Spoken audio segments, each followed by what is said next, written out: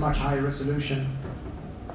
In addition, I don't know if you thought about that, but if you want to do something regional, there's of course a problem if you have a couple of countries or a region where some of the data is 15 years old, some of the data is 3 years old, and it's collected in different ways, and maybe in different formats. It's very hard to make regional estimates. So that's one additional benefit of doing this statistical processing in the World Project, is that it standardizes the counts across borders. So this is a snapshot from the World Bank blog. So this is one of the key data sets that they now use in order to make different types of assessments, because for many of their countries or regions, they say this is better than the official data. And if you're interested, you can just go to the website and download the data. It's available in raw format, or if you're into more fun stuff, you can go to Google Earth Engine. This is not Google Earth, this is Google Earth Engine. It's basically an interface to do more development type data visualization. So they have some data sets already available, but one can also import own data and add data layers. And this is all open source and online. Additionally, so the first, what I mentioned was the population counts or the densities, but often in development, one is interested in other types of demographic indicators. One of the key ones is, of course, socioeconomics or poverty, both because poverty is a key development goal in itself, but maybe more importantly, poverty is a lead indicator for most of the other indicator goals. So poor people tend to be more vulnerable to diseases, more vulnerable to disasters, less resilient, all these other things. So very similarly to with the census data, when the World Bank collects these surveys, LSMS data, very good poverty data, but again, it's only on very small spots. So what we've done there in some projects is adding satellite layers on the different indicators that we know. All the research is available online. I've just mentioned there are satellite layers such as night lights. So you've probably seen online the photos of North and South Korea at night, or the world at night, and you can see where the cities light up. So those satellite data are actually available in very high resolution, also open source. So there's been a lot of research already showing that if you have those night lights actually indicate poverty levels or socioeconomic levels quite well. So richer villages are brighter at night than poorer villages. And this is sort of statistically proven. So if you have that data and the tools, you can actually use that to measure poverty levels. That's just one of the layers. We use a lot of other ones, such as road networks, crop yields, and other things, and stack them on top of each other. Additionally, this is in Bangladesh. We also worked with the mobile operators, so we got access to different mobile data, such as top-ups. Richer people tend to top up their phones more. Richer people tend to call more. And poorer people tend to move over longer distances because they need to find work. Different things that in different studies have been shown to be indicators or proxies. And then we added all these layers up, several hundred layers, and matched them against these poverty data. So this study came out last year, so we built a poverty map of Bangladesh, so that the map is available. And basically it's down to a square kilometer or square mile resolution, the wealth levels in Bangladesh geographically. And it matches the survey data quite well, obviously not as well, but it covers a much wider area. And why this is interesting for the agencies is because the survey data, as we said, is very expensive and only come every 5 or 6 years, whereas the satellite data is open, comes all the time. Same with the mobile data if you can access it. So this actually gives the potential to do continuous monitoring on a quarterly basis to monitor poverty levels. So, and of course, we're not the only group working with this. There is another lab at Stanford that has done very similar things, both on poverty and on crop yields. So using open satellite data and machine learning methods that are open source, they can predict crop yields several months in advance. Something you could replicate if you have the time, because the methods and the data is open. So these are some advances, but then of course there is an additional challenge, and that even though we can measure or estimate how many people live down to a football field, people don't stay still.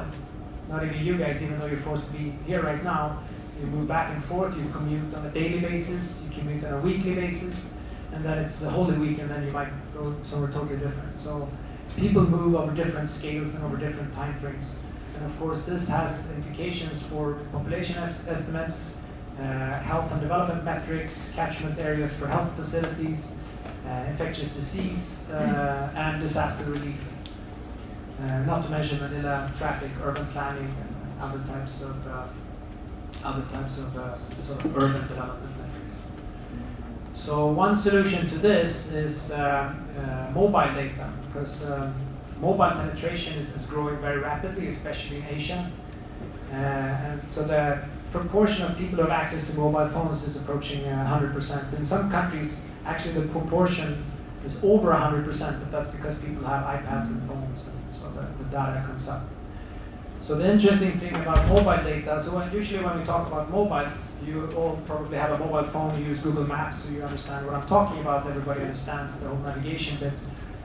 But we're not focusing on the GPS data, but we talk to mobile operators and look at their system data. So all mobile operators in their systems store this type of data. It's the data on who calls who, so who you're calling, how long you're talking to them, if you're sending photos or texts. And this is because they need to know how much money they're going to invoice you at the end of the month. And in this information is also data on the nearest cell tower. Because when they build their network and put up the cell towers, they need to know how many people are using cell towers, because they need to put up new masts so the system doesn't get overloaded. So we have this cell tower location. So we know exactly where the cell tower is, but we don't know exactly where the phone is.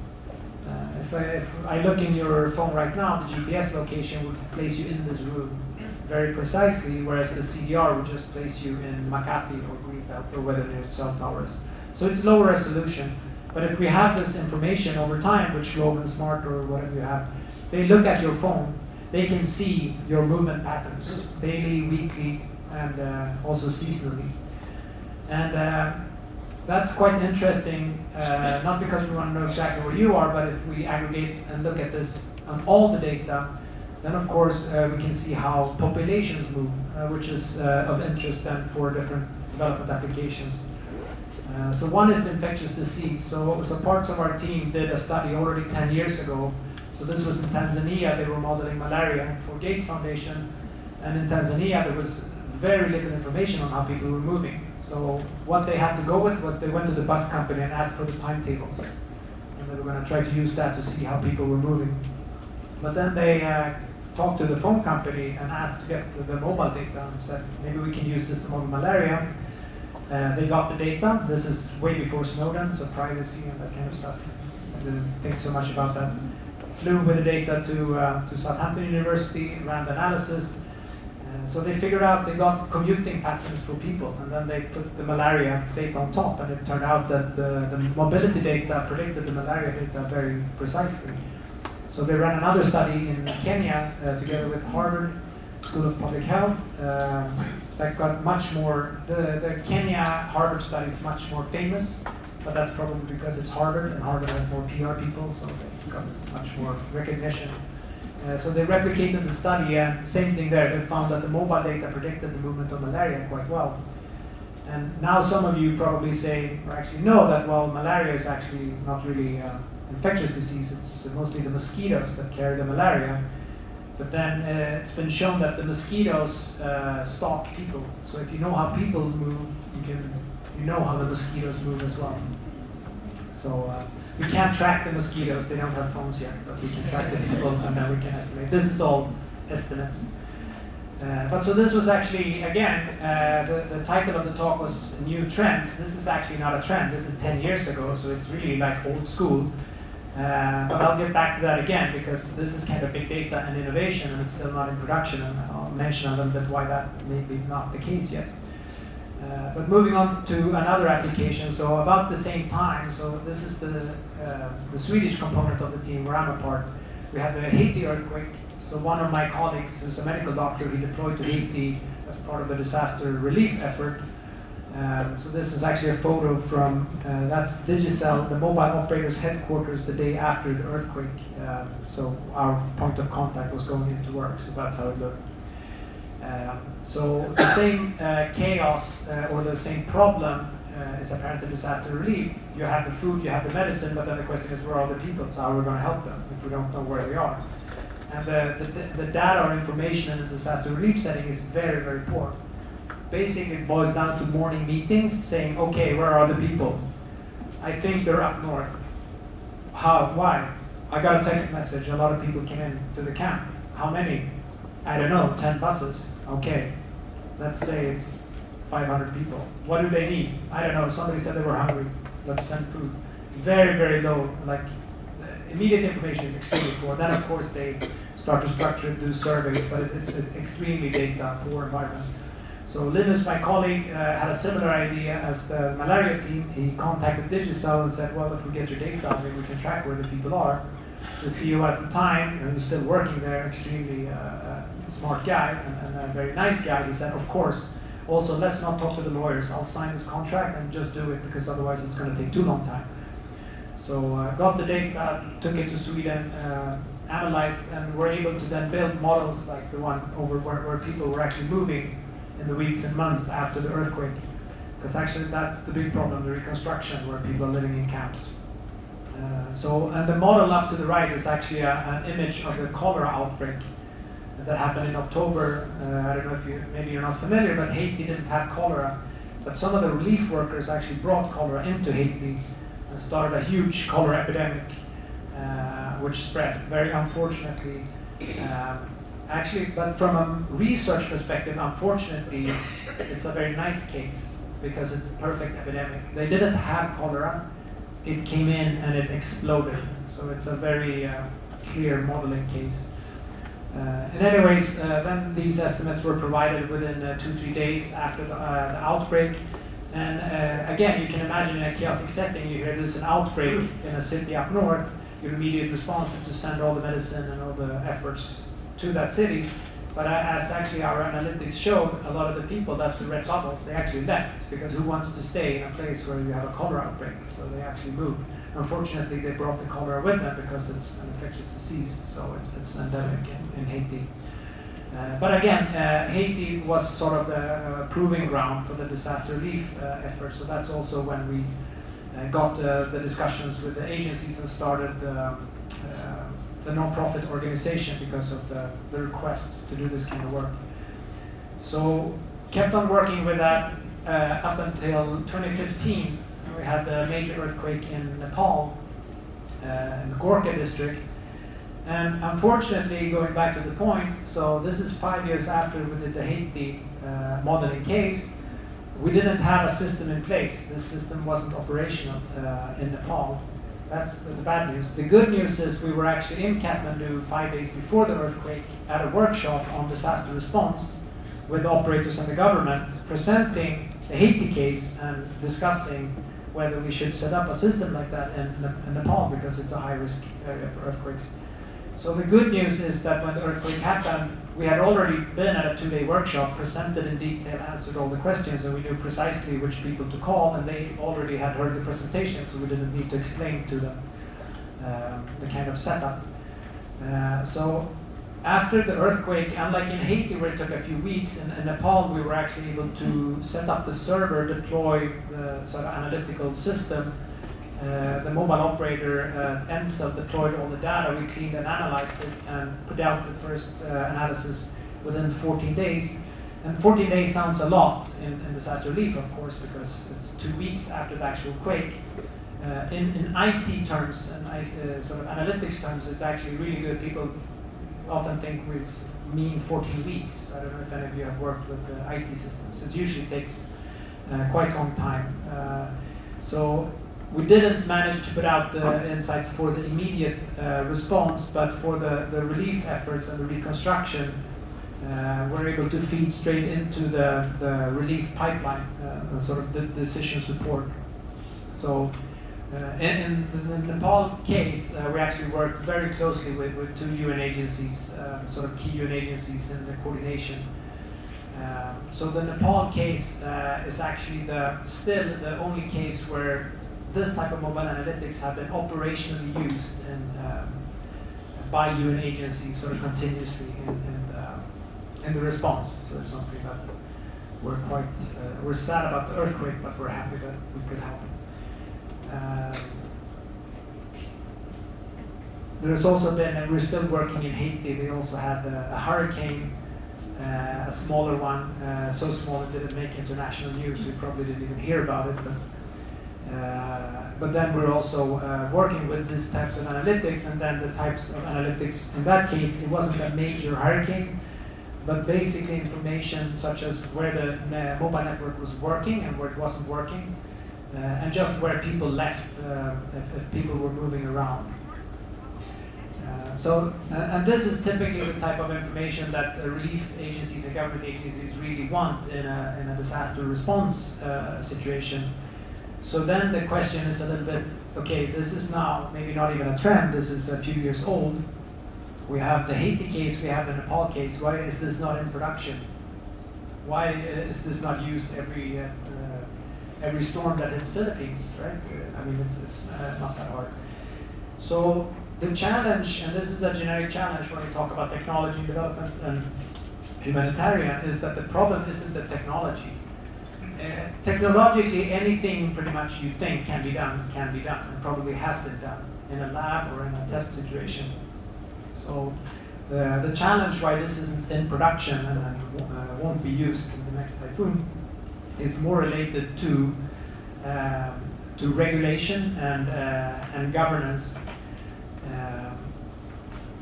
So to break that down into the two challenges, oftentimes talking about technology and data science, it becomes a little bit sort of hyped or sort of buzz.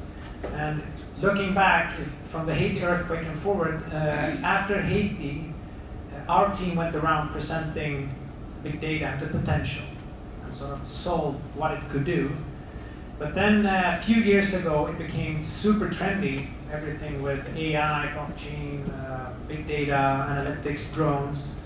So since 2-3 years back, we're mostly going around and now saying, well, you can dial it back a little bit. Technologically, it can do it, but maybe it can't do what you think it can do. So even though the technology and the data is there's a lot of misconceptions about what it can do. So this is what we call the kind of Star Trek fallacy, is that people tend to focus more on the technology than the problem it's supposed to solve. So a few things to think about there is, when you talk about, I'm going to take big data as the example because that's the background, but it can probably be generalized to other types of technology as well. When we talk about big data, for instance, the size or the speed of data doesn't equal the quality or utility of that data. So in big data, a lot of people get super excited over the size of data. Before there was only gigabytes, now there's terabytes of data. And maybe we can even get access to petabytes of data. That must be better, right? Bigger the better. And not only that, it's going to be real time. So we can now have it in real time, which of course must be much better. So that's of course not the case. In any development and humanitarian situation, you have so let's call it an operations or a business problem that you need to solve. And then just like in any research or analytical activity, you have the problem and then you need to work backwards from there. What kind of information do we need and what kind of data do we need to get that information? The good thing about the new technologies in humanitarian development is that the maturity is higher. The downside is that people tend to focus more on the data and the tools than the actual problem that they're trying to solve. So let's say we have drones. Now drones can be thrown at any problem, or big data. Agencies have asked us to say, big data, can you use it for whatever problem? Human rights violations, female literacy. So they tend to start with the data. That's not usually the case. So you need to understand the problem you're trying to solve. So especially in the development program, if it's a development problem, you're the experts of that problem, and it's not necessarily that AI will solve that problem for you, unless you formulate it well. Another thing, when it comes to data, any kind of data is only a sample of something. So some discussions we've been in, people say, well, if we just had the mobile data for Philippines, we could solve it. So the mobile data for Manila, we solve traffic.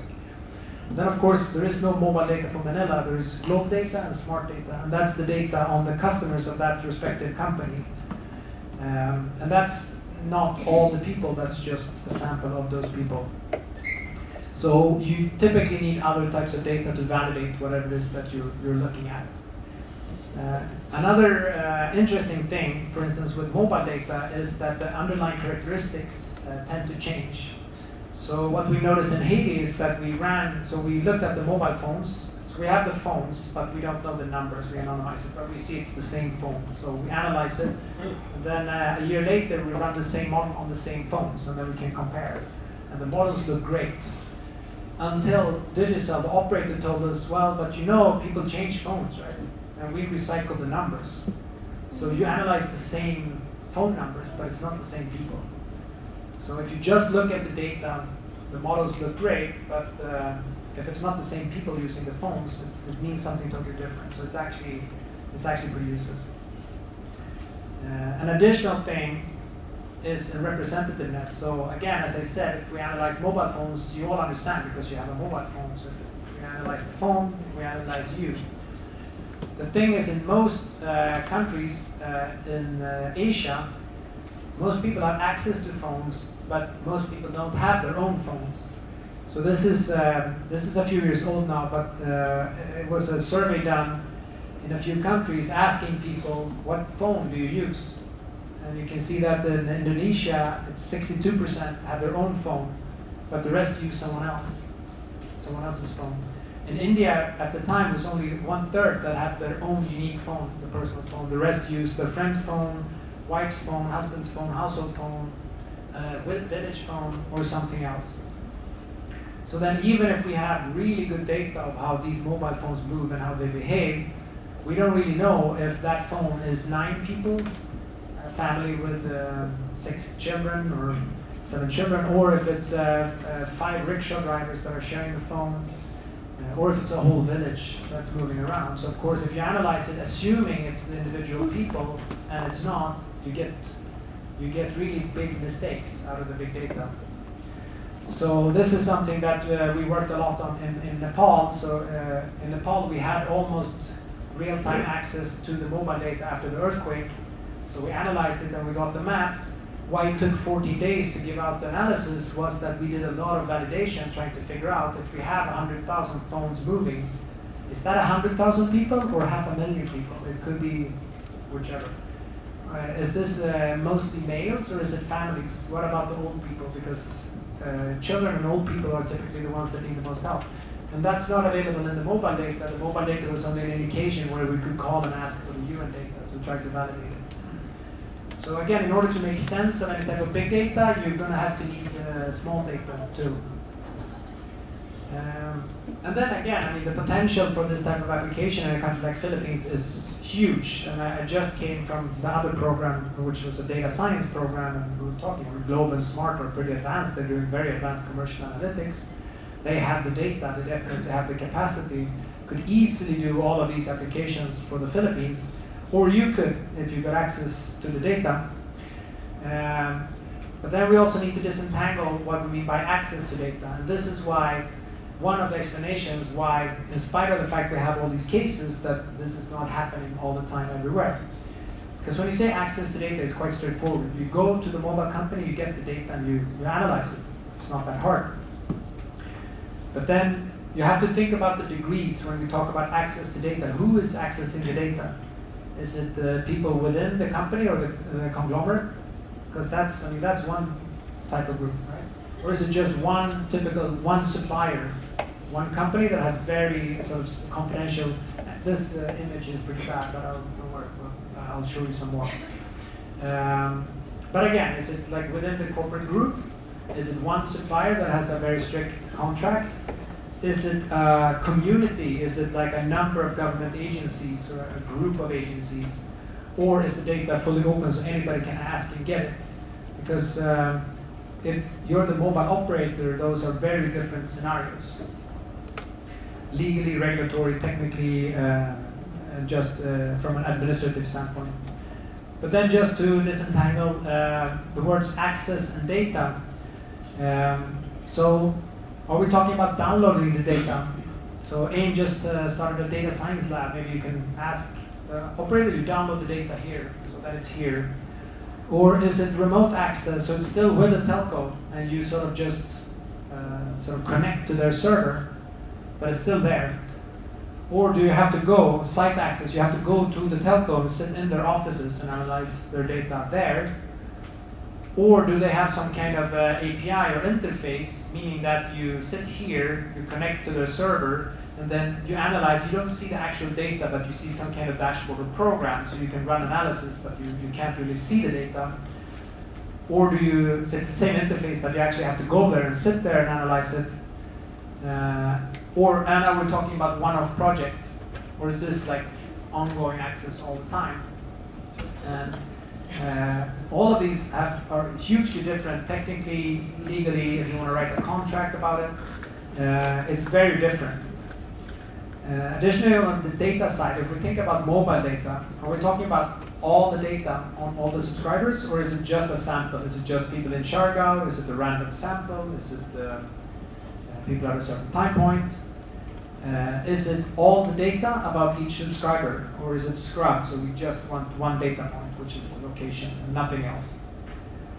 What's the time frame? Is this real time on data from yesterday, or is this a 1 month data set from 1 year ago? What's the level of de-identification? Is the data anonymized, and how anonymized is it?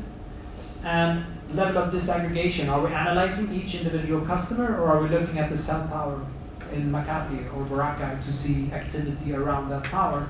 And these might seem like tweaky questions, but again, I've been in a lot of meetings where you have partners discussing or negotiating access to data, and they're thinking that they're talking about the same thing, but they all have different assumptions about this. So typically, the people asking for the data are asking, can we access your data forever? But they don't say that. Sometimes the data owner says, absolutely, you can access our data for now. But they don't say that out loud because they have different assumptions. So again, just to illustrate this, if you put all these together, because they're all sort of variables, you can have the same discussion about access to data, but you can have 120 different interpretations of what you actually mean. Or to put it differently, you have 120 ways you can tweak a negotiation or a contract about data access agreements. So this is, I would say, one of the key reasons why we have very few of these development data science discussions. Some of the telcos who get a lot of requests all the time, they usually say that the requests are very naive. Somebody comes to them and say, can we analyze your data for this development purpose? And telcos are usually quite nice. They say, it sounds interesting. What data do you need? All of it. So you can imagine, okay, what are you going to do? What analysis are you going to do in the data? We'll figure it out. AI, machine learning. Just give us all your data. Okay. So any specific time point? No, real-time access forever. And I mean, if you go to Global Smart and go to the data warehouse, first of all, just the investment that they make, the number of people that they have just supporting their data, I mean, it's a big operation. And usually an NGO doesn't have the same assets or resources to manage that data. So it's sort of an immaturity on the data ask. And then just to show you, again, some other things, there are some other complexities on top. A thing that's increasingly making things difficult is data protection and privacy. So I just came from a discussion talking about the new Philippines Data Privacy Act that comes online this year, I think. There are some very stiff restrictions on how and who you can analyze personal data. If you're talking to the telco, they have their own regulation, the license regulation, that's quite strict. So they're quite nervous that they don't do anything wrong, because then they lose their license and they're out of business. It could be mobile money or other types of data. You have finance regulations. It could be commercial considerations. So if you do this, is this going to destroy some business? Is there any trade secrets? If they give you the data, do they give out confidential information that they don't want the competitors to know? We could have liabilities. What happens if they actually give you the data, you put it on your laptop, you forget your laptop at Starbucks, and all the data ends up online? That's a pretty bad situation. What happens then? Can they sue you? Are they going to be sued? What happens?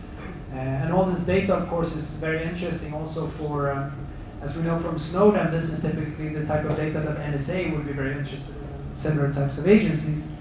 So there's a lot of sensitivities on this data.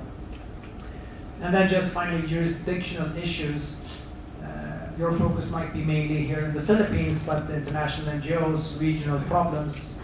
We're a Swedish NGO with UK staff analyzing data in Nepal. So which laws apply? We have some lawyers, they say pretty much all of them. So we're trying to follow all of them, but there could be some issues, especially when the Privacy Acts look different, which interpretations apply. If something goes wrong, which country did go wrong. So anyways, adding this up, we're close to 720 different, not variations, but at least considerations one needs to make in any type of data access negotiation. And again, this is just an illustration, but I was on a panel with the data chief data officer of MasterCard, and they have a research center for social good, for social inclusion. So one can actually go to MasterCard and do research on their data for social good purposes. And they, of course, have amazing data on credit card transactions all over the world. And she said that their internal checklist that they have to go through before they launch approve a project is 800 considerations. So it might not be exactly the same, but there's lots of things to think about when one wants to work with these types of data sets. So just to add it up, even when one talks about technology and data, there are a couple of lenses one has to think about. So this is the one we just discussed in the previous workshop. Usually people tend to focus mostly on the technology or the tools or the data. So it's mobile data, satellite data, it's mobile money. We now have a machine learning tool that can do this, or we have this new data set. But one also has to consider the governance. So who owns the data? What's the kind of regulations that's attached to this? Are there any risks? How do the contracts look to get hold of this data? And then maybe most importantly, there needs to be a value proposition or the business case, which could be commercial or humanitarian or development. So basically explaining what's the problem one is actually trying to solve, and how does this data or technology solve this problem in a more effective way than the previous one. Because again, we have drones, we have big data, we have new technologies, but in a lot of instances, even though they solve the problem more effectively, they're also more expensive than what's already there. So it's really important to be able to motivate why this is a good business case for whatever agency or situation one is trying to solve.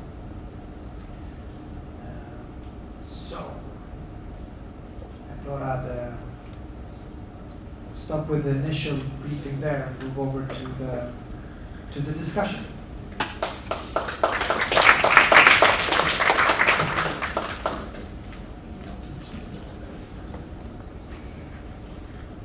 So I'd like to open the floor for questions. I'd just like to request when you state the question, state your name and your organization affiliation, to be brief.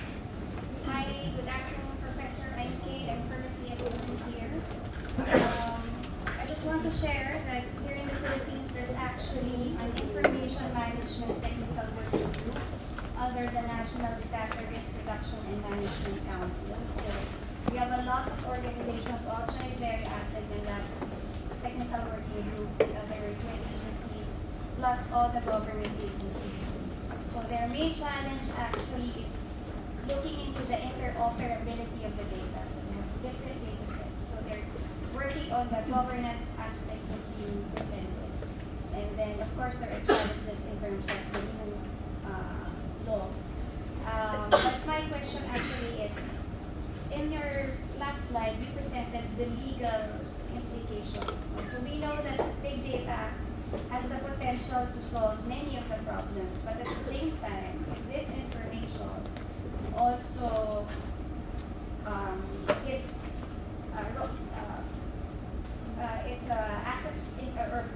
the wrong hands, it can also pose risks among the individuals and the community members. For example, you mentioned that you can track the calls, the location of the individuals. So it's also sort of like an ethical or moral dilemma, not just the legalities per se. So do you have any experience in the past wherein how did you go about it? Because there are also many criticisms for applying in terms of using that type of information. So for example, for cash-based programming, Visa has also done that. Like they went into an area and they asked people to get their information and then they issue cards so that they can access the cash transfer on a regular basis. But some of the beneficiaries felt scared because they have all the data on all these individuals and they do not know who has access to this data and information.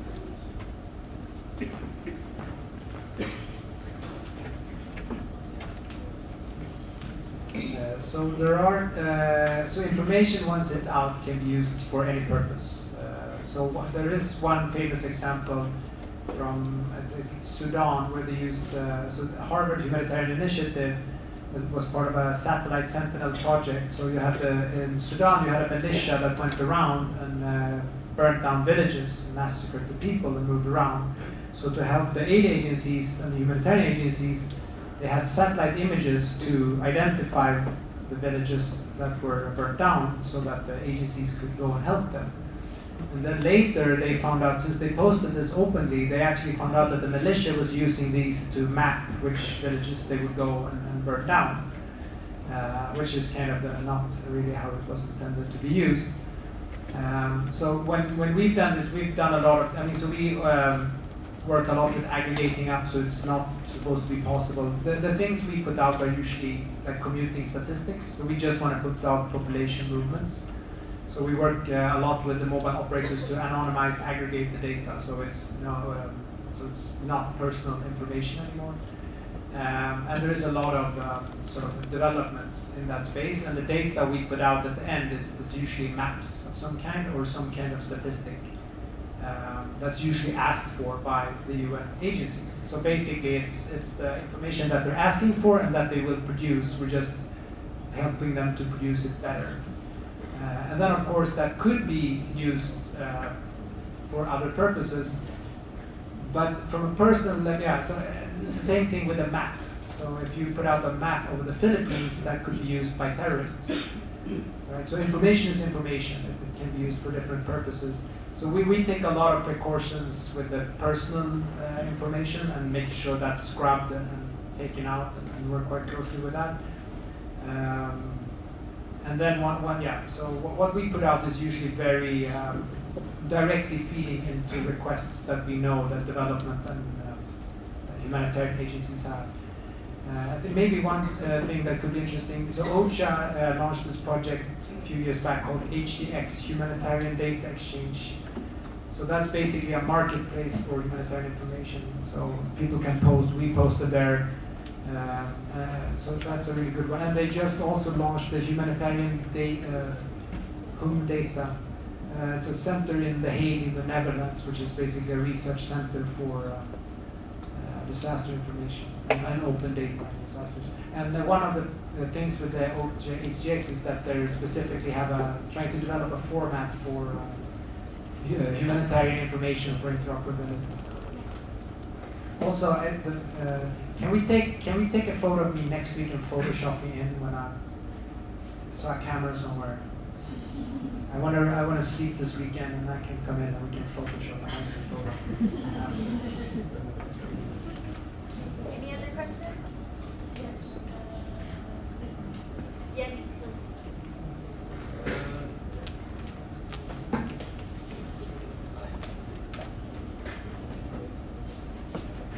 My name is Yati, I am from Indonesia. So I work for emergency response and disaster risk reduction. And my experience in Indonesia, especially in Jakarta, we develop what you call it as we use OpenStreetMap just to communicate each other, and we try also to empower the community to participate in data collection so that can be on time. So I think our challenge now is that almost everyone in the city already have a mobile phone, and how we can empower the community to participate in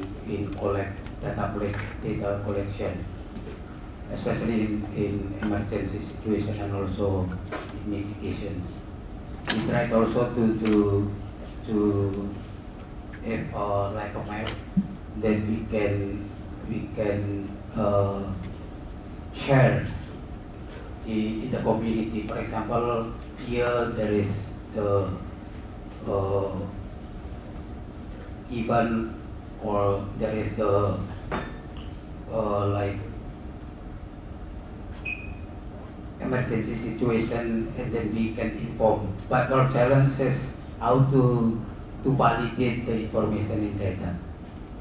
So like Jakarta Smart City, or maybe we can use emergency smart community or something like that. How we can develop this, and it's possible to develop, for example, like an application that community can access it. Thank you. Yeah, so there is actually, I mean, there are a few, but out of the Haiti earthquake response, the Haiti earthquake was interesting because a lot of new technology came out of. So actually, OpenStreetMaps got their breakthrough also in the Haiti earthquake. And another tool that came out of the Haiti earthquake was Ushahidi, which is a crowdsourcing tool. So it's an open source, basically, platform. It was started, I think, to do election monitoring, but then they actually deployed it in Haiti to do crowdsourcing, so people could basically crowdsource information saying, we need this here, we need medicine at this place. And then it maps it on a map. So you can look at, maybe I can send some links after, but Ushahidi, it's Swahili. And then Indonesia is an interesting case because within the UN system there are a couple of innovation labs. So UNICEF has an innovation lab, the World Food Program has an innovation lab, but also on the highest level in New York, in the Secretary General's office, there is a unit called UN Global Pulse. I don't know if you're familiar with that. So UN Global Pulse is supposed to be a high-level innovation lab for the whole of the UN, and they have one node in Kampala, and the other node is in Jakarta, and it's actually a joint venture with Bappenas, so they're in the government. And I know that they ran a few projects in Indonesia looking at tweets, Twitter contents. I think the study that they did was mostly on food prices, but I think they also did a few on sort of crisis response and on haze, and so I think they have a few interesting projects. You could also look up Global Pulse Jakarta, and they've done a number of projects, and they're working actively with the Indonesian government on sort of new technology applications for development. That didn't answer the question. I don't really have an answer on exactly how we solved it, but I think Ushahidi is a good, it's a crowdsourcing tool, so you can deploy it, and then people can feed information into that, and it pops up on a map. Any other questions? Lynn and then Chai. Good evening. I'm Lin from Myanmar, currently attending MBA. My question is like, we have seen the examples of the data, the information can help a lot of people. So we have to accept that. Also there are security issues, we have to accept that. Because in my country, we are being denied that kind of individual data to be given out to some organizations because of the security issues. But the time has already come that you have already provided, and we have already seen a lot of examples that when you can have that kind of assets, you can have a lot of people. So I would also like, is there other evidence, proven examples, like how is the data security is happening across the world? Or is there any other examples, or is there any other concrete data policy, security policy to prevent the adverse effects? Because this is, has like two edges. It's too good to help the people, and it can be used other way around. So that's my concern. Yeah, so that's actually so there are kind of two trends, like mega trends right now overall, not just in development. So one is the rise of technology and data, data capital, Google, Facebook, all the things that they can do, basically all the technology startups. And also within the UN system, the development system, they're talking about the data revolution. So of course this technology could drastically improve how development and humanitarian is done. So that's the potential. And then the other trend is the increase of privacy and privacy regulation. Also with the recent, just now this week with Facebook and how the data can be mined, even if it's not hacked or in the wrong hands, it can be used in unethical ways to influence you or influence elections. And those two trends are kind of going against each other. So at the same time they're saying, well, this data and this technology can really improve if we get to use it, but at the same time we should restrict how it's being accessed because it's really bad. So it's kind of interesting that it's two very strong trends, but they're kind of going against each other. So there's been, I know there's been two backlashes. So in the Ebola crisis, there was also a lot of push to try to use new technologies to stop the Ebola outbreak. So we were also involved with some UN agencies trying to get mobile data to model the Ebola. So we were talking to mobile phone companies, and that didn't happen for a lot of the reasons why I listed, a lot of political problems. But some did. So some smaller projects were done, and a lot of the projects were done with the governments there. So they said, let's have the government go do this, because the government can go in and say, yeah, this is a national emergency, we need to do this now. And then there was a backlash afterwards saying, okay, so there was a crisis, the government got in, they got a lot of sensitive data. Now the crisis is over, and first, do they still have access to the data, or what did they do with the old data? We don't really know. And it's and also because those governments are very fragile, right? So you don't really know who to trust. So yeah, it's that sort of question. If there is simply put, if there is a public good, then the government or the development agency should be able to access the data. But can you really trust the government in certain countries, or who knows? Or what happens if there is a coup or there's an election and then suddenly it's some nobody. If there is tools there, people are likely to use them for their own purposes. That's all the point. And then there was actually another case. There was a data breach in a company an NGO who's data-driven, collects a lot of data. I can't remember the name, but I know there was sort of this fall there was a lot of discussions because they had been hacked. They don't know what happened, but their data was hacked, and then there was a lot of discussion whether, if we talk about the humanitarian development sector and tech, so we have all these NGOs dealing with very high-tech stuff, but do they really have the skills and resources to protect the data and keep it? When you have a lot of hackers or it's sensitive, you can imagine the Syrian conflict, a lot of things are going on.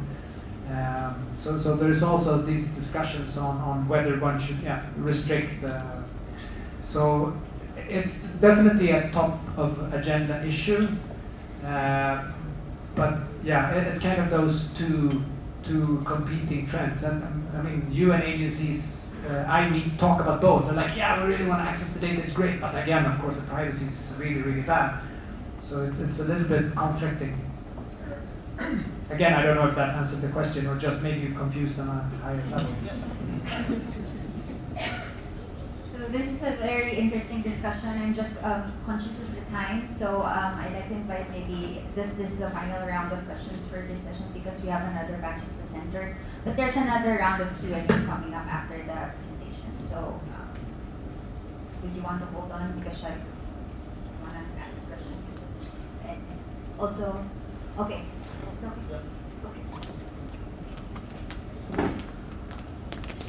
Hi, good afternoon, Lionel. I come from the Philippine Red Cross. I'm just wondering, with the trends now, say for example, the UN and the donors for the humanitarian action, there's a big push for accountability and listening to the affected population. How do you reconcile when the community itself would say, I don't trust on how the data is handled, and I'd rather opt out from the study? Do you have cases like that, and how did you manage it?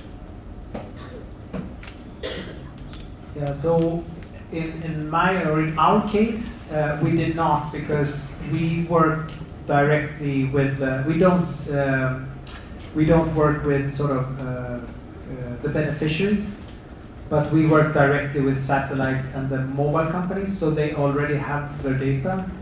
And the mobile companies, when you sign up, you sign terms and conditions, and of course you've all read them in detail, so you know what's in them, right? Same with iTunes and all your apps, you know exactly what's in there. Probably not, because there are experiments showing that they've done experiments where they write that if you sign up on this, you have to give us your firstborn child, and then you have to work in a salt mine, and people don't read it, they just sign up. So most people have no idea what they're signing up for, but you're actually often signing up and signing away the rights for them to analyze the data. So your mobile operator, I use that as an example because I know them quite well, but it's the same with credit cards and banks.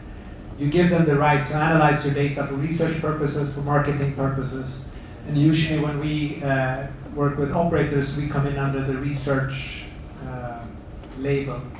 So they're allowed to give us access for research purposes. So they already have the data.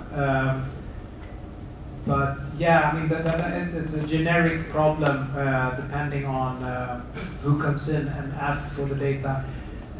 There is a drive now with a lot of new privacy acts, and also the ethical discussion is much higher, I think, now. So now when surveys are done or when data is collected, at least in the discussions I've been recently, there's much more focus on the consent clauses and making sure that people understand what they sign up for, and that they sort of give informed consent and not just consent. Because that's actually a new term in a lot of the data privacy acts, is that before it just said you give consent. So basically if you click in, you have consent, so then of course people hide all the clauses at the bottom of the things you don't read. So now in the new European Data Protection Act, at least, they've specified it needs to be informed consent. So it's not enough to hide it somewhere. You really need to understand and know, and it needs to be like the data company has to show that they have to prove that you have given informed consent.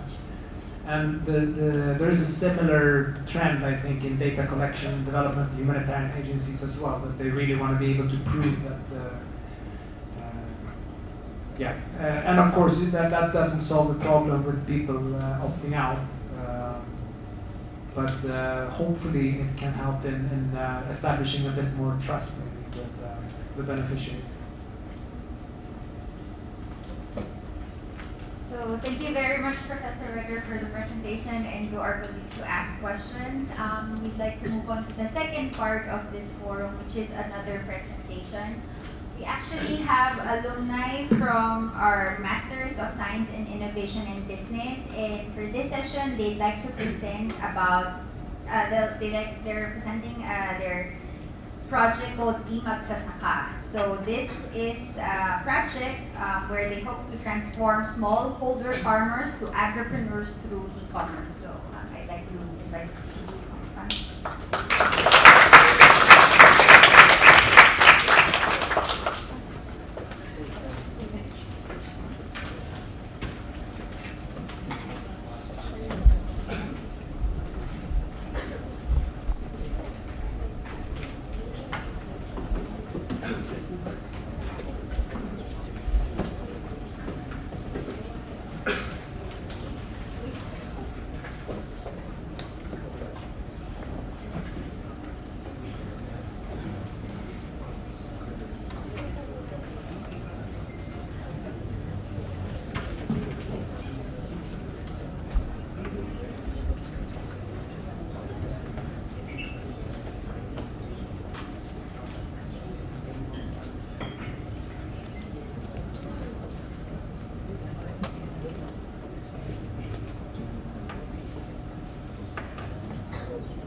Hello. So, good morning everyone. I'm Aaron Franz David. And with me are Gorby Del Malanta and Aya Sarmiento, and we are Team Agrivis. So last year, we joined the competition of East West Seed called Innovation Olympics, and we were one of the 3 finalists to be funded 150,000 pesos to be our seed funding to implement our proposed solution, which is Magsasaka here in the Philippines. So what are the initial problems that we saw in agriculture here in the Philippines? What we saw is that most of our farmers here are production driven. They keep planting the same vegetables, and then they don't know if there will be an actual buyer for here or not. Also, since they're production driven, they tend to copy their fellow farmers on what they're planting. So if they see that their fellow farmer is planting tomatoes, they'll copy them. And with this, there will be oversupply in the market, dropping the prices of the produce. Next problem is irrigation. Most of the lands here in the Philippines, mostly in the highland, lack irrigation systems. Also, access to buyers and suppliers, and also access to modern farming technologies. Next is seasonality, mostly because of climate change, and of course, certification of GAP and organic for the farmers. And one major flaw that we saw here in the Philippines in agriculture is the uneven allocation of profit for the different stakeholders. Majority of the profit goes to the middlemen instead of the farmers who do all of the hard work. You may now be asking yourself that with all the modern technology that we have today, there's got to be a solution for these farmers. And yes, that is true, but that's also easy to say because we live in a city where there's abundance of resources and solutions to our problems. But not our farmers who live in rural areas. Not all of our farmers have access to internet, not all of our farmers have mobile phones, and not all of them are that tech savvy. But how will they cope with this digital age? With all of the top companies are the tech companies who are disrupting industries and are taking advantage of the modern technologies that we have today. So how do we lead them to the digital age? We tailor fit our solution to what they currently have. These farmer groups, all of their farmers may not have mobile phones, but these cooperatives have laptops or desktops, and their offices have bookkeepers, secretaries, or marketing people to do the job for them. Also, they have internet access with these offices because they transact with other business entities. And also, we target farmer groups because we want the proper allocation of benefits for these farmers. We don't want to be an individual where there's only the farmers who only have access to high-tech gadgets will benefit with our online platform. Also, it's B2B because we're trying to build a business relationship with the institutional buyers. So in turn, in the long run, we want these farmer groups that we target to build a long-lasting relationship with the buyers and in turn increase their profits in the future. Next is to attract millennials or the youth back to agriculture. If you will see the state of agriculture here in the Philippines, most of the children today are no longer attracted to doing farming work. They would rather go to cities and be office workers or call center agents. But what we want to do is make farming a lucrative business and to be a business that has stable income for them so that they will not go outside. And lastly, of course, we want to improve the state of agriculture here in the Philippines.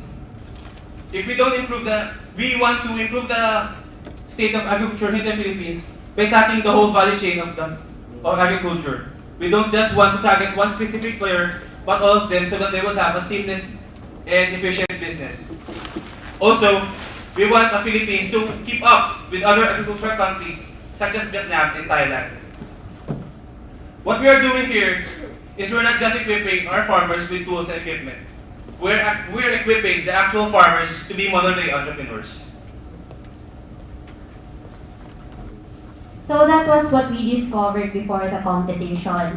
So, but right now, after the competition, we dig deeper by going through the farms. So it's 120 or less, more or less, journey for us. And then we visited a lot of farms as well as institutional buyers in Calabarzon area. So in Calabarzon area, we visited farmer cooperatives and farmer groups and associations. We've also talked to different institutional buyers in Metro Manila. So why did we choose to target Calabarzon area as our pilot region? So it's well, because it's near the NCR where most of the institutional buyers are located.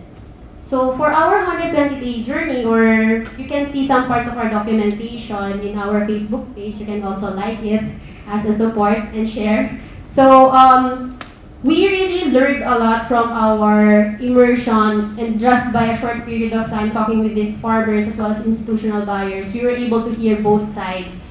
So to just sum it all up and we condense it to 10 major key takeaways. So the first one is the common problem of these farmer cooperatives is market matching. So they really have a problem selling their product, or they don't have any idea on where to sell their crops. And in relation to that, most of them are production driven. So that's why they are really having difficulties selling their products, because they just produce, they even copy other farmers if they saw that there's a market for and there are buyers for it. So basically, law of supply and demand. So next is we also observed that some government issues such as there are unaligned programs. So we also talked with the provincial agriculturists as well as the municipal agriculturists. So there we saw they don't really know the plans or the programs of each other. So it's not really aligned, and some of them are not really that beneficial to the farmers. The other one is the children of these farmers are already using smartphones. Well, some of the farmers are, but what we observe is that the cooperatives already have computers and internet, and even they have an office for their business. And fifth one is the importance of knowledge. Well, here we observe the success of one farmer group to another farmer group just because the group has or is abundant in knowledge, especially in research. So here would come in the maximization of farm or land area. So we saw that it doesn't mean that if you have a larger farm area, it would equate already to higher profit margins. So we also saw that price monitoring is very important, because even though our farmers are the sellers, they are being dictated with the price. So who dictates the price? These are the middlemen and the buyers. They don't really have the access or the knowledge to know how are they going to price their product based on the market. And this is also very important in relation to knowledge. They lack entrepreneurial skills, especially in negotiations. So some of them don't even compute for their break-even price. So sometimes they sell their product lower than that. So in effect, they won't become profitable. Next, we saw the value of building relationships between the stakeholders. So trust is very important, because in order for the business to be sustainable, you have to build relationship, especially seller and buyer. And next is for the immediate rewards. These farmers are willing to sell their product at a lower price. Why? They wanted cash immediately, and sometimes they don't want to waste, or they wanted to avoid wasted harvest. So it is also related to them being production driven. So they wanted to sell all of their products immediately, because it's especially for vegetables. That's what we're targeting right now. It's highly perishable. And lastly, these farmers cannot really compete with big buyers or big people, because they lack in capital and resources. So that's also one of the problems that we saw. So with that, we went back to our desk again and focused on what is the current problem. So from the three of us, we are now 5. So EJ and Glenn were added to the group as our web developers.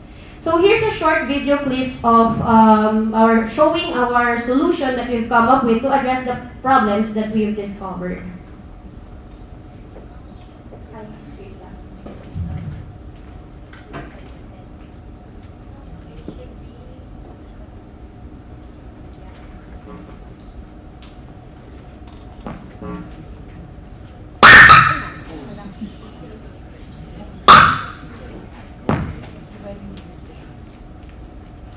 Technology has been growing fast. Farmers face a lot of difficulty in terms of innovation, knowledge, and resources. Like Mang Tony here. He's a smallholder farmer in Cavite. Like any other farmer, he faces a lot of problems such as market access, supplies, small income, and wasted harvest. Now, how can we help Mang Tony? Well, that's why we came up with Imagsasaka. Imagsasaka is an innovative online platform that can help Mang Tony find the right match with suppliers and buyers anywhere in the Philippines. Just sign up, create inventory visible to all buyers, or find your own. Mang Tony can also monitor his daily tasks through a farming calendar and input an inventory feature to manage his costs. And he would always know the right selling price for his produce through our price monitoring feature from the major agricultural trading centers in the Philippines. Mang Tony and the institutional buyers can now negotiate easily. Also, these features will help him and every farmer hone their entrepreneurial skills in a simple way, which can increase their profit and productivity. This will make them more competitive in the market and level out the playing field for smallholder farmers. Suppliers like Rita here will have a wider reach of farmers. And buyers like Joseph won't have any problems getting fresh supplies for his business. Imagsasaka. All solutions in one platform, making farmers more educated, more empowered, transforming them into modern-day farmer entrepreneurs. Just go to imagsasaka.com. Also, like us on Facebook. Imagsasaka. Leading Filipino farmers into the digital age. So that's it. So we don't have the website yet, so we just show you. So this is our homepage.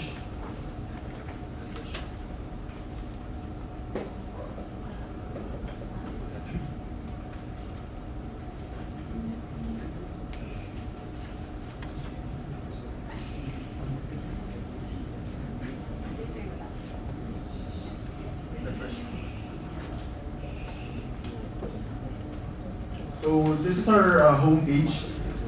So you see here, we believe that farmers are the real heroes of today. However, we see that the current workforce is in urgent need because of the declining employment. So what we do now is we intervene to lead Filipino farmers into the digital age through our innovation, Imagsasaka. So currently,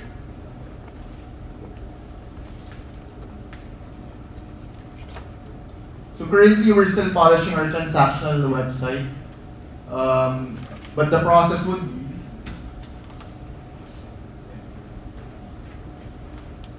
so for our platform, there would be two types of transactions. The first one would be the farmers would be able to update the inventory of their current production, and these are the buyers would now be able to see the current production, so they can now negotiate through our chat function. Or, if the buyers won't be able to see what they require from the farmers, they can put up a demand or request for a production to the farmers. The farmers will now be able to see it in their on-demand crops portion of the website. And again, they can now negotiate through our chat function. So, but how do we help our farmers in knowing their fair share of the deal? We provide both parties, the farmer and the buyer, with price monitoring. And for the farmers, we have an inputs monitoring feature so that they know what is their break-even price. So as what I told earlier, it is important for them because some of these farmers don't even compete for their break-even price. So this way, they will be able to negotiate confidently with the institutional buyers because they know the acceptable selling price range. So currently, these are some of the farmers who've been able to connect with their first institutional buyer. So by connecting these farmer groups to the said buyer, they're able to maximize the potential of their produce as they are able to sell at a higher price than the regular system where there is a trader. So it also gives them an additional market where there's a regular volume requirement. So this way, they will have sure buyers prior to harvest, lessening their chances of wasted harvest or overproduction. So on the qualitative side, they also feel more empowered and their self-confidence is boosted, knowing that they are part of a supply chain of major companies. So this leads them to being more professional and which eventually develops their entrepreneurial mindset. So, but we're not just a transactional website. We've also made it our commitment to adapt the triple bottom line framework in our business processes.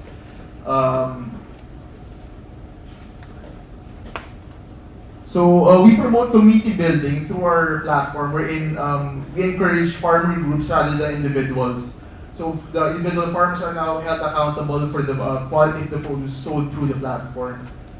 For the planet, through our inputs monitoring features, the farmers would now be able to track their use of fertilizers, pesticides, etc. So this would lessen the environmental impact. And also, wasted harvest is lessened due to the buyers already seeing the harvest prior to. And for the profit, we've also made sure to set our pricing model in line with our values. For good agricultural practices and organic produce, our transactional charges would be lower because we believe that wholesome food need not be expensive. So these are future plans. So basically, we're doing user acceptance testing this April, and we're going around our farmer partners and buyers this April. And after that, if we win this April, we're going to finalize features for version 2.0. This would have additional features and individual farmer accounts and so on. Development, again, user acceptance, and the next part will be our version 3. This would have agricultural input supplier accounts. So these would be the seeds companies or fertilizers companies. And eventually, we plan to incorporate by the early part of 2019 and hopefully have a full-scale launch by then. So, again, we're Magsasaka, and through our platform, we aim to remove the common stigma of agriculture being for the poor and uneducated. With our team, we hope to revive the country's farming sector and encourage more people back into farming. So if you share the same advocacy as ours, please feel free to let's have a chat later. Thank you.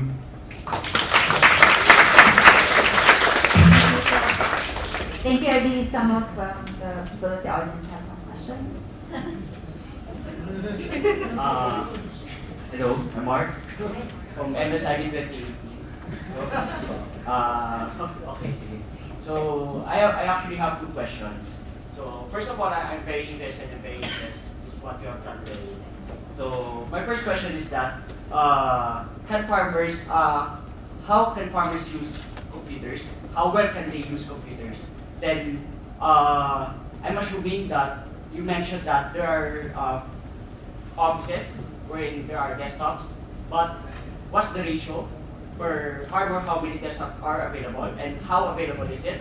How far are they from those desktops for them to effectively use the system in their daily work? Then my second question is that since you're already going to get data regarding the inventory and what crops are they planting, maybe have you considered using this data to maybe integrate all the farmers here in the Philippines so that we can control which crops each farmer should farm based on the supply and the demand of that crop? So, thank you. To first answer your question, that's why we chose cooperative. So our plan right now is since they don't have really access on the internet if they are on the mountains, right? So that's why we targeted cooperatives because they have computers there. The fact is, these farmers won't really use the computers right now, but it's the cooperative leaders or officers and managers that would use this and eventually would transfer the knowledge eventually. So, but right now, because as we can see the Philippine setting, it's not really possible to have them use all of it. So that's why we targeted the cooperative managers. For your second answer, for your second question, that's why sorry, what's again it's on the data for How can you integrate all the farmers? yes. So for our platform, there's also a feature there where the buyers can post what they really demand from these farmers, so that in advance, so that these farmers can just plant what is necessary, so they cannot overproduce. So they have a sure market beforehand. Does that answer your second question?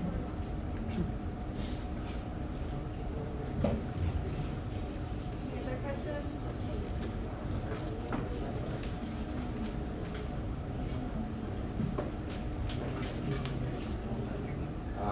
I'm all set. Just anyway, my question is that indication for demand for the product of produce? Is it a commitment to buy, or is it an assessment, or is it a survey from different potential buyers? So for their second scenario for transaction on the website, it would be the buyers would post their required production.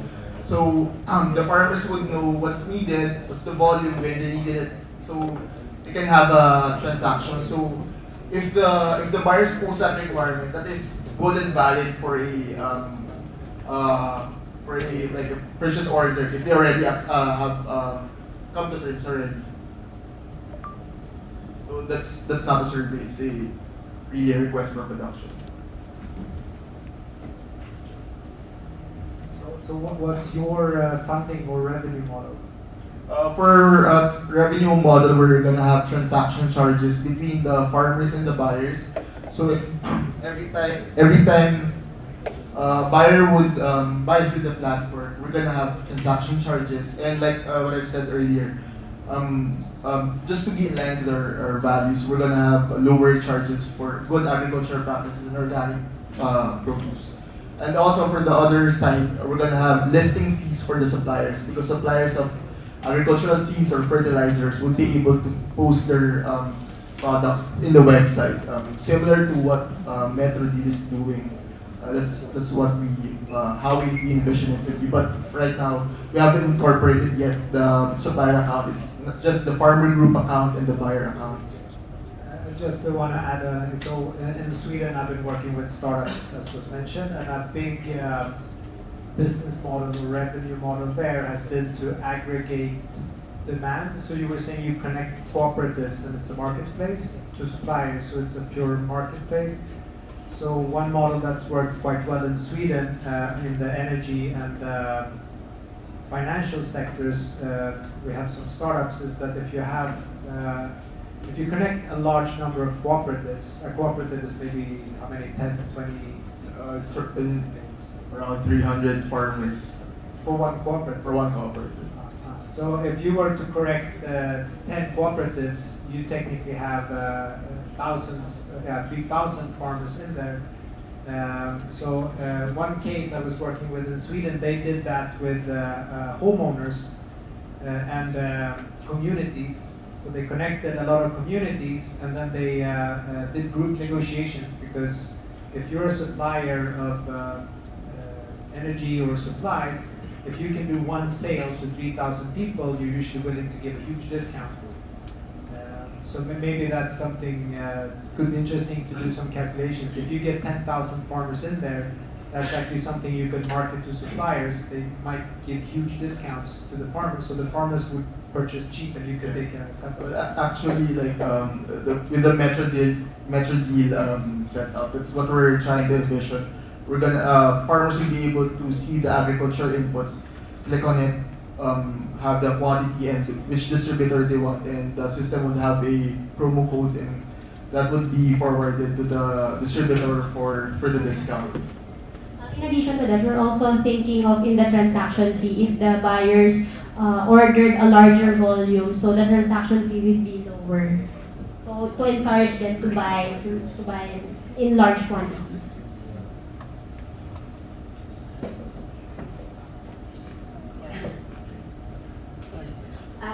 Philip, and then profession. If you can debrief so we can also. Good evening. Congratulations. This is actually a commendable project. I just would like to ask with regards to how the platform will manage risk. Like say for how the platform will manage risk. Number one, of course, the data security, because it's very important for the stakeholders. And then second is, of course, how do you protect the stakeholders? First, the farmers, because you mentioned that because of this platform, there are already some presumptions that I'm going to plant or produce this because there are orders. But what happens if calamity strikes and there is a failure? So what will happen? So I'm just pointing it out because the platform is very important to have its credibility. Because if there are some platforms that we have the same functions, so we all know that we compare platforms on platforms. So it's very important that this security protection for the stakeholders must be established, because it will also provide or rate your platforms whether it's credible or not. Well, probably to address yung protection for both sides, we're gonna have a rating similar to like Uber, Grab, so that would keep both stakeholders honest. And for the buyers, our protection for them would be one up, one down system. If the buyer still hasn't paid, the farmer wouldn't deliver for his next order. And because that's common practice or common problem we've discovered that most buyers don't pay on time. And then also for the buyers, our protection would be the rating system, so that the farmers would deliver what is on the specifications. So in the purchase order form of our website, there's a specifications field, so that the farmers would know what exactly should be delivered there. So that reduces the rejected quality, which results in a loss for farmers. And also about the question regarding the loss of the waste. Well, for example,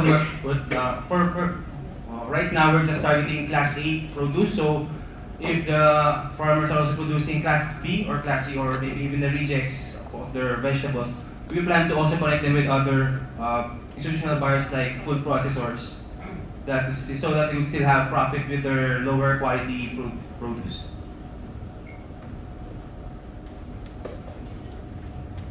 Well, sorry, just to add for your point on calamity, we're trying to integrate data from Pag-asa, so that if there's going to be a storm coming, there would be notification to the buyers and the farmers. Although we've explained this to buyers that this is out of the scope of the platform, this is uncontrollable. So one thing we can do is just give notifications and for them to prepare beforehand, for the buyers to find their source some other place, and for the farmers to, I don't know, brace themselves from the calamity. Hello, I'm Provis from India. Thank you for the initiative, all the best. My question is, like as you mentioned in your presentation, like between the farmers and the buyers, there is a middleman. So through this web marketing policy, are you going to, is your vision to completely exclude the middleman from the buying and selling process? Or what do you think, like is it possible to exclude the middleman in that process, or are you going to include to some extent in that value chain process? So is it possible, like further in the provincial areas or the remote areas, can you just explain how we are going to initiate that, the role of middleman? Actually, based on our research and even going out to the fields, it's really impossible to eliminate them. But what we're going to do is to reduce them by making our farmers become more entrepreneurial, because they highly depend on this middleman, because they don't really have, why? First, of course, they don't really have access to resources such as capitals. And then second, they don't really know where to sell their product. And these middlemen, they know the buyers. So we're going to reduce that by transforming these farmers first. But to eliminate them, we believe that it's really impossible. So we're also looking into how are we going to involve them here, because they're also part of the stakeholders in the value chain. Just to add, the Filipino is very relational. They buy through their emotions. So most of these middlemen already fund, or sometimes they give cash to these farmers. So the relationship is built over decades. So this can't be done or undone in a single, even in a year, probably 10 years, 20 years time. What we're doing is trying to reduce their involvement in the value chain. We have a question at the back. Hi, I'm Christina from Action Against Hunger. I'm a project coordinator for a move up for the Move Up project. It is an urban disaster risk reduction project being implemented in 5 cities here in the metro. So one of our activities is actually piloting a resilient livelihood model. So what I'm seeing is your platform is very in line with what we wanted to do. I have actually 2 questions. First is, how do we address the inclusivity of farmers, given that we're going to target cooperatives? They are organized groups. However, there are still farmers that are not involved or not a part of the cooperatives. My second question is, how do we ensure the sustainability of the platform if we only target those in the cooperatives? Having said that, not all farmers know how to manipulate or even go into the platform. So I think it is very important for us to have orientations, trainings, and seminars, teaching them how to use the platform. And I'm asking this because I don't hear or even I don't see it in your key takeaways. Because I think to be able to have a sustainable platform, you have to do orientation, reorientation, and even be teaching this. Well, actually, first 2 weeks of April, the user acceptance testing is the feedback mechanism from the customers or the clients. So that's the orientation part. And actually, this coming 2 weeks of April, we're going to go on field and really teach the farmers how to use the platform. But then again, it's not really efficient in terms of time if we go to each individual farm. That's why we're going to tap into the first 2 farmer groups we've displayed earlier. Those are computer literate. So we believe that if there's a model community, others will copy it. So if one farmer community has a better life because of what we're doing, then other people would copy or be part of the platform as well. So to answer your first question, why we chose the cooperatives, because we want it business to business. So our model is cooperative and institutional buyers. Since these institutional buyers, they order in volumes, they also need documentations where the cooperative or farmer groups can only provide. That's why we also encourage, well, for example, if a cooperative has become successful, it might attract other smallholder farmers to join their cooperative. So it's a win-win situation because we can get more farmers and the cooperative would also grow.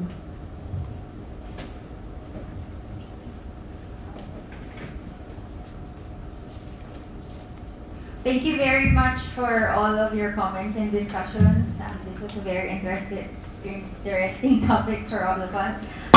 Before we go on to the final section of the program, I was actually crowdsourcing since our topic here was data and development. I was also crowdsourcing some of the comments that we've heard in the room. So some of them include like, so in terms of data, we need strong institutions. So the government should have plans on managing this data and information. Of course, there should be structure and processes involved, and we also need to train the staff and have an enabling environment in terms of the policies and guidelines in implementing this technology. And one comment is also, technology can solve a lot of the problems, but you have to design and decide what, how, when, and why you want to implement these programs. And my key takeaway for this is that data isn't really a magic bullet. It won't solve anything. It won't solve everything. So just like the students here, they started with the problem first and how to address them, and then decide on what kind of data and technology that they would need to implement. So thank you very much for our guests. Before we end, I'd like to call on Dr. Go to present the class.